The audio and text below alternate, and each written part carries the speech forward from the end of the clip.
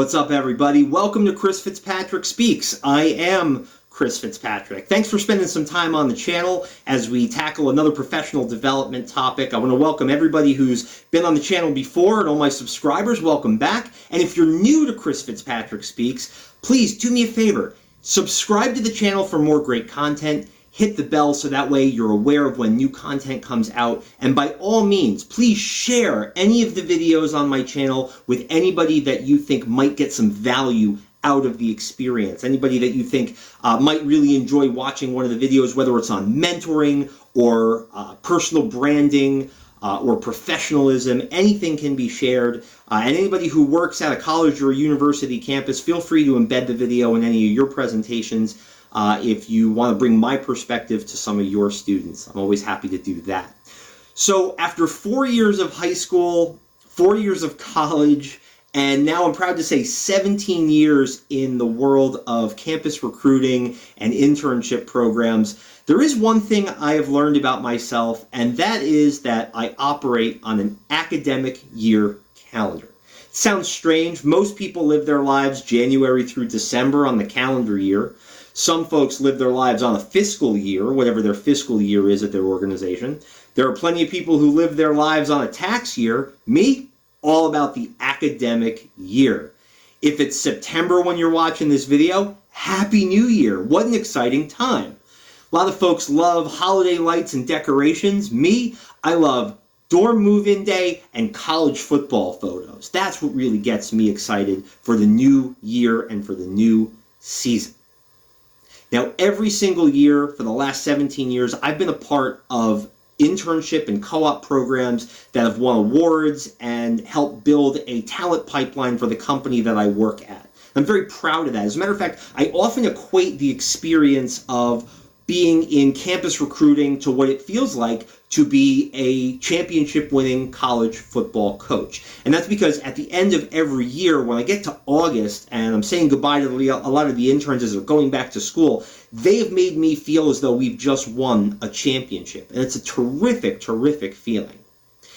Now, if you've ever watched a national championship game for college football, whichever team wins at the end, they often interview the coach and they will ask the coach, "Coach, you just won the national championship. Congratulations. What are you going to do now?" And my favorite answer, and I've heard this a lot, is I'll have a recruiting visit. I have to start building for next year's team.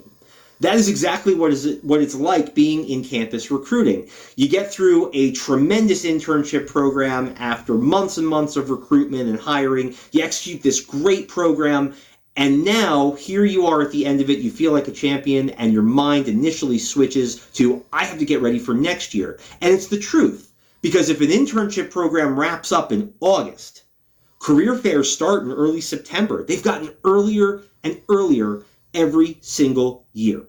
And the comparisons of an internship program to a college football season, they really don't stop there. I mean, think about what it is that campus recruiters do. It's our job to build the best internship program possible. We have to go all over the country and in some cases all over the world to find the best talent. We have to take that talent and we have to put it in a position where it can be harnessed and it can really be maximized for top performance. And then we provide coaching and mentoring opportunities that are designed for skill development. There's a lot of similarities between the two. So I always think about the new year in September as getting ready to build that next championship team. So as we're getting into the early part of September, that means campus career fairs are right around the corner. Just as students are settling back into their dorms, into their apartments, their classrooms, and their cafeterias, it's also time to polish up resumes and prepare for the ultimate campus talent trade show, and that is the Campus Career Fair. So I have come to you today with 19 tips, actionable items, all fit within the 3 major phases of the college career fair. So first of all, let me do some math for you. 17 years of campus recruiting, and I've averaged approximately 25 career fairs, both in-person and virtual in the post-COVID world, per year, which means I've attended somewhere around 425 career fairs, give or take. At each career fair, let's estimate that I speak with between 100 and 110 students, which is entirely possible. That means I have spoken with somewhere between 42,500 and 45,000 students at these career fairs, which is approximately the capacity of Citi Field, the home of my beloved New York Mets. I've experienced a lot of interactions at these campus career fairs, and I've subsequently hired hundreds of students and full-time employees out of these experiences. So here, after meeting almost 50,000 people, are my 19 most important tips for winning your campus career fair. All right, now before I get into the 19 tips, I want to set the table a little bit by explaining that there are 3 distinct phases of the campus career fair experience. And they're pretty obvious. This isn't rocket science here, right? The 3 phases are before, during, and, if you're playing along at home, after.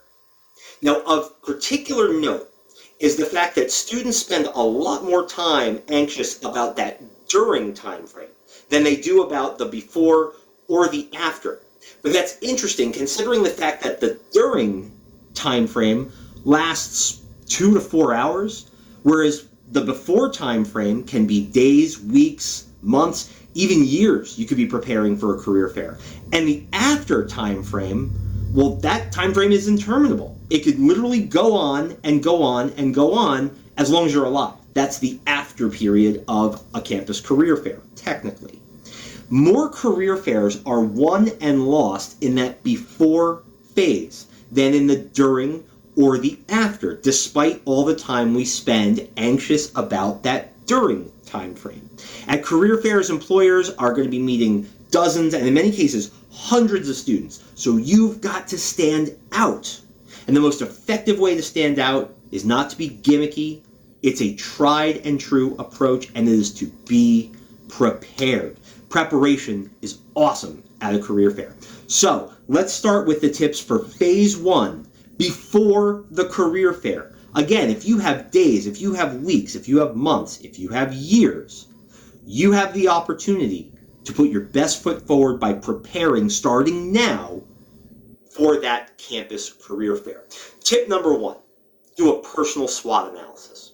SWOT analysis stands for strengths, weaknesses, opportunities, and threats. Lead your career fair discussions with your strengths and how they may line up really well with a potential employer, and be honest about what you're good at and what you're great at. Understand what your weaknesses are and be prepared to discuss how you're addressing them. Weaknesses don't often come up in a career fair setting. Those are more of an interview question, but it never hurts to be self-aware. Opportunities and threats are environmental. You can't control them, but you can manage them.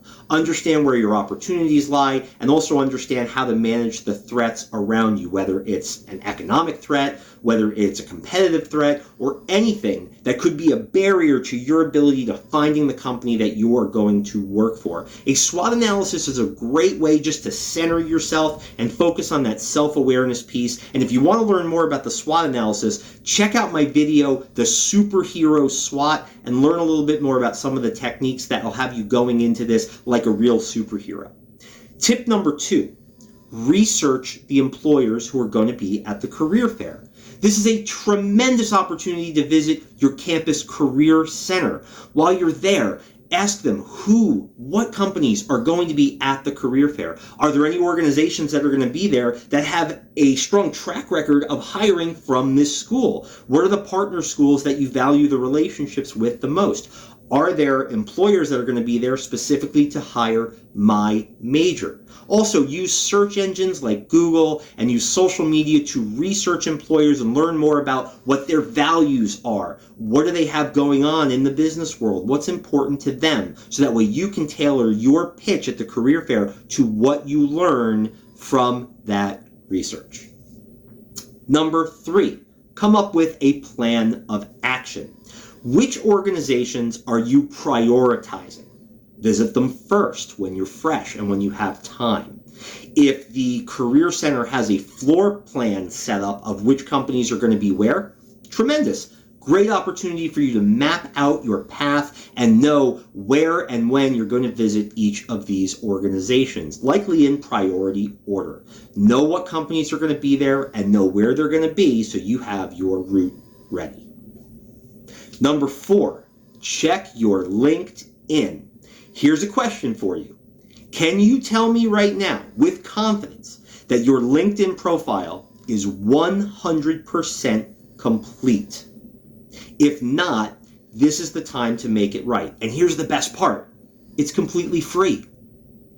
You can update your information on employment, on skills. It's a great time to ask your mentors and prior employers and colleagues to write recommendations for you. Recommendations stay on your LinkedIn profile. They literally are letters of recommendation that follow you around through cyberspace, and they don't cost a penny. Get that done ahead of time, add your skills, so that way when you go in and make connections at the career fair, if somebody checks your LinkedIn, you'll be ready. Number 5, while you're at the Career Center researching companies, it's a great opportunity to have them look over your resume as well. So get your resume checked, get it proofread, read it for spelling errors, for any typos or grammatical errors or anything that's inaccurate. Because remember, your resume is an extension of your written communication ability, which we'll get to in just one more moment. Then number 6, and the final tip for the first phase, prepare the questions that you want to ask the employers ahead of time. As a matter of fact, I have a video on this topic too called Interviewing Your Interviewer. You may not have time to ask more than 1 or 2, but wouldn't you rather be prepared with 3 or 4 or 5 questions and then pick and choose based on how your conversation goes?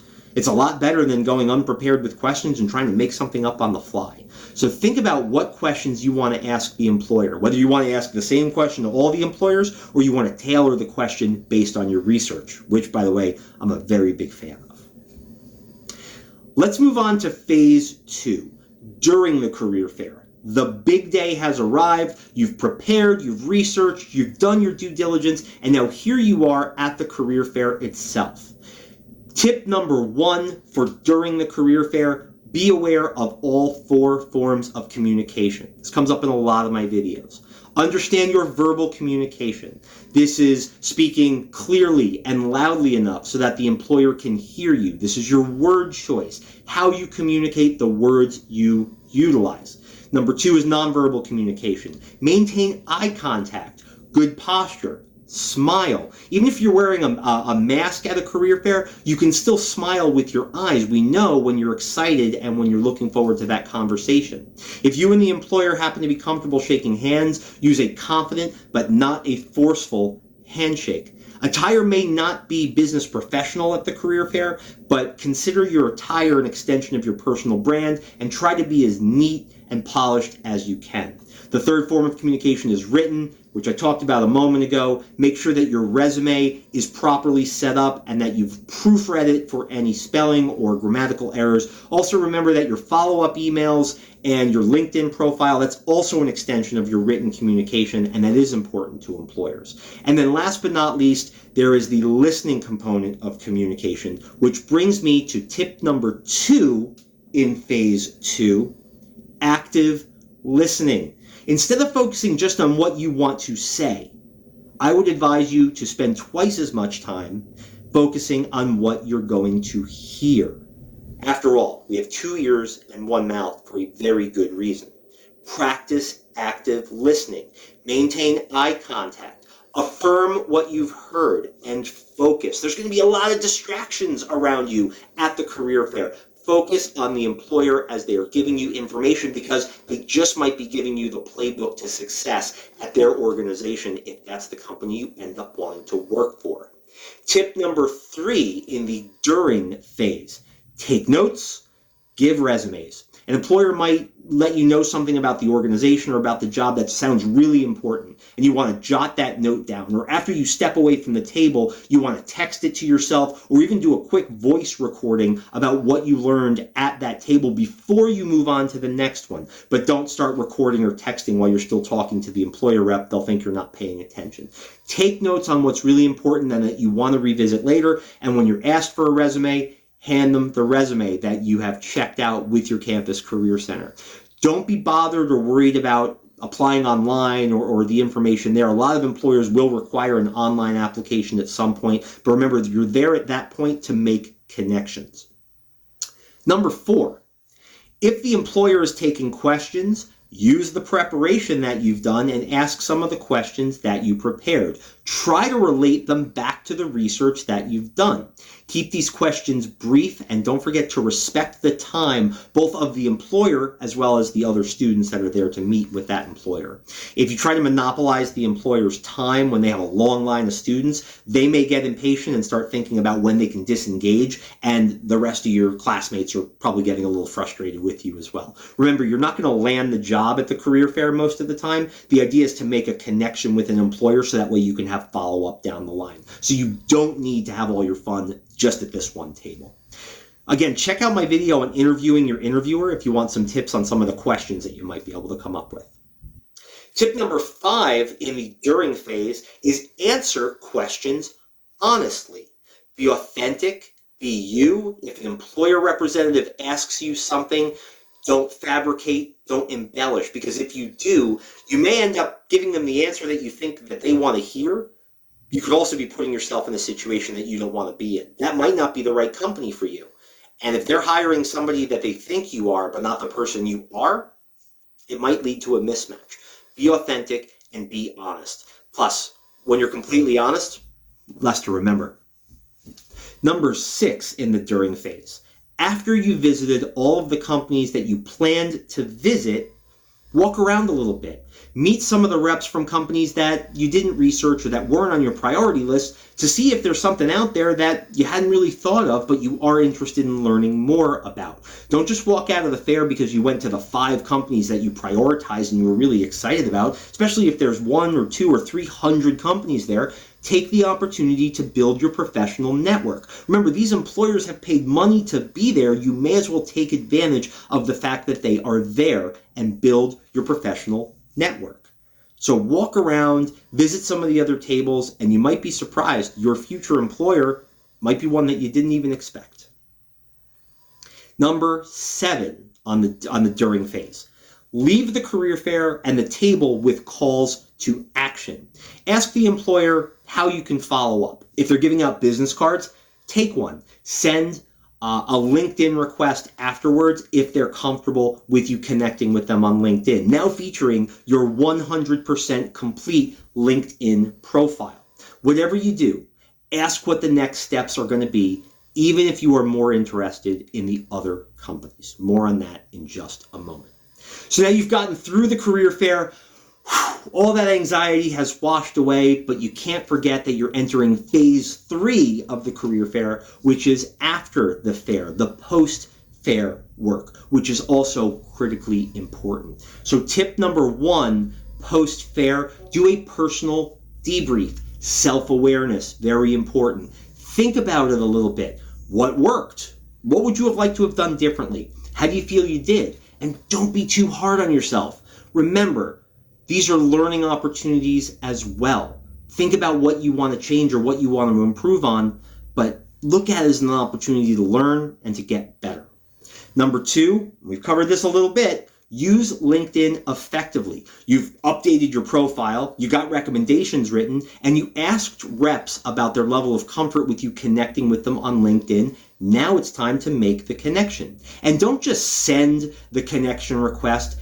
Include the note. LinkedIn lets you do this, and it doesn't cost a penny. They let you include a note where you can say, thank you so much for spending time with me at the insert your school here career fair. It was great learning a little bit more about what you do, and I look forward to following up. Anything like that that shows a personal connection and reminds the recruiter or the employer rep where they met you and who you were. Because during a crazy career fair season, they might be going to several fairs in a week, or in some cases, 2 or 3 in a day, if you can believe it. So anything that you can do to stand out and remind them where you met them is helpful. Use LinkedIn effectively. Number 3, send a thank you email as appropriate. If you got a business card or an email address of the rep who was there, within 48 hours, it is appropriate to send a very brief, simple thank you follow-up email. even if you are not interested in that organization. Sending the thank you note is just a great way to reinforce and build your personal brand. You never know if you're going to be interested in that company in the future, or if that employer rep is going to end up at a different company in the future that you are interested in.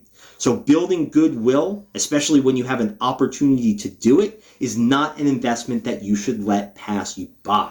It's an investment in your personal brand. Number 4, post-career fair, is to apply to the jobs that you're interested to. If there's an opportunity to visit a website and get your application in, knowing that that is a company you're interested in pursuing interviews with, then do it. Apply confidently. Interview like a pro. And remember, just because you apply to a job doesn't mean you're going to get that job. There's still the interview left to go. But that's your call to action. That's the next step, to utilize the connection from the career fair to go in and do the application, to get you the interview, to hopefully get you the job. Number 5, never close a door, never burn a bridge. This is extremely important.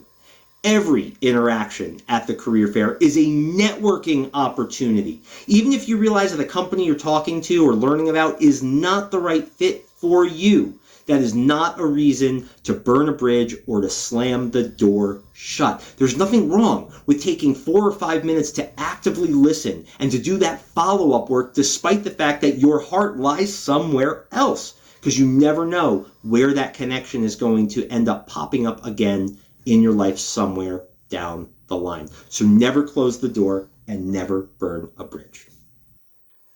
One last piece of advice. And this is across all 3 phases, before, during, and after. Just remember, at these career fairs, do not let the fairs intimidate you. I understand that these can be very anxious experiences. They can be overwhelming. Dozens or hundreds of companies are there, hundreds or even thousands of students all vying for positions at these tables, but you have to have a little bit of fun with it. Try to view it as a networking opportunity, which it is, and understand that the companies are paying money to meet you. They're there to meet you.